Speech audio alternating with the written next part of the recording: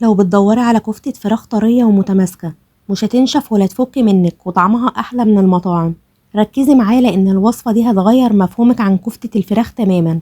يلا نعملها خطوة بخطوة. أنا عبير لو أول مرة تشوفوني، لو لسه ما اشتركتوش في القناة أتمنى تنوروني، ويلا نسمي الله ونصلي على الرسول عليه أفضل الصلاة والسلام ونبدأ على طول. بسم الله.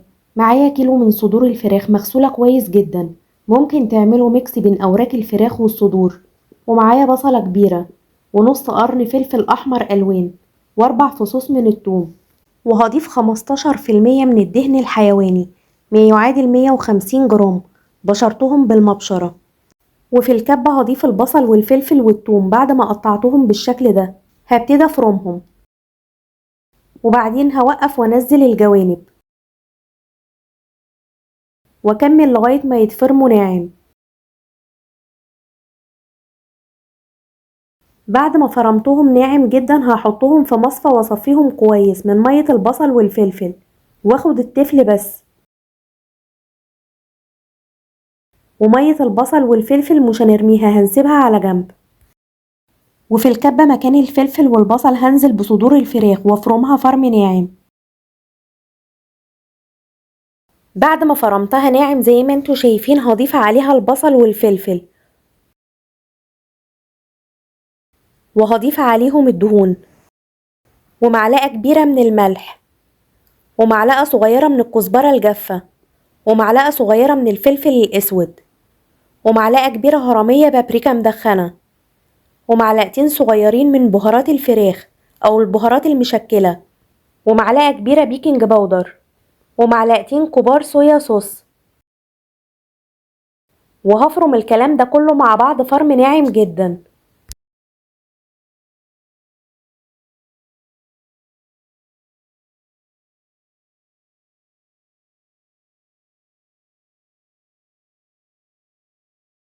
بعد ما فرمت الكلام ده كله مع بعض قوامها ملزق زي ما انتوا شايفين، هضيف عليها 4 معالق كبيرة بقسماط ناعم، واخلطهم ويدوب المكونات تندمج مع بعض.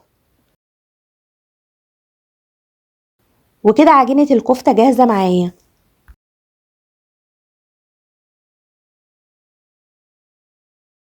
ومية البصل اللي سبناها على جنب هضيف عليها معلقتين كبار من الزيت، ومعلقة صغيرة من صلصة الطماطم، ورشة صغيرة جدا فلفل اسود، وربع معلقة صغيرة من الملح.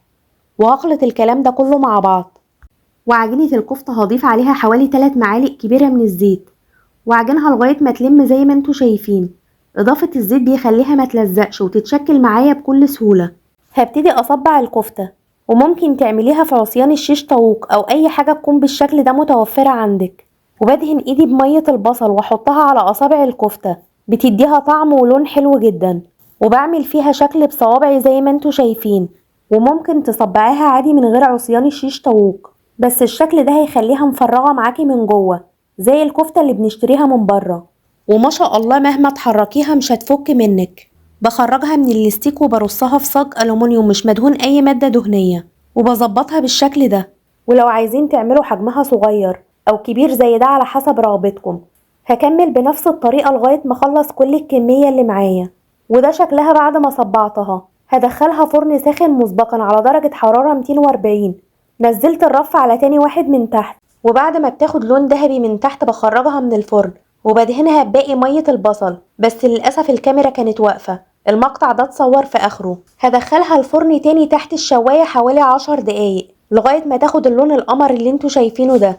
بتقعد في الفرن من نص ساعة لحوالي 40 دقيقة على حسب درجة حرارة الفرن عندك. شايفين اللهم بارك شكلها ولونها تحفة، وما كشتش بعد التسوية، وهشة من جوه ومفرغة مش مكتومة، وجوسي جدا زي ما انتوا شايفين. هقدمها مع رز متبهر وسلطة طحينة، كأنكم جايبين أكل من أفخم المطاعم، وأحلى من أفخم المطاعم كمان. كفاية انكم ضامنين نظافته وجودته وعارفين معمول ازاي. اللهم بارك طرية جدا، وأكيد شكلها باين مش هتكلم عنها كتير. ويلا نسمي بسم الله وندوق الطعم. بسم الله. حرفيا تحفة. أتمنى تجربوها وتقولولي رأيكم، متأكدة بإذن الله هتعجبكم جدا. وبكده نكون وصلنا لنهاية وصفتنا، وهستنى إن شاء الله كومنتاتكم اللي بتسعدني.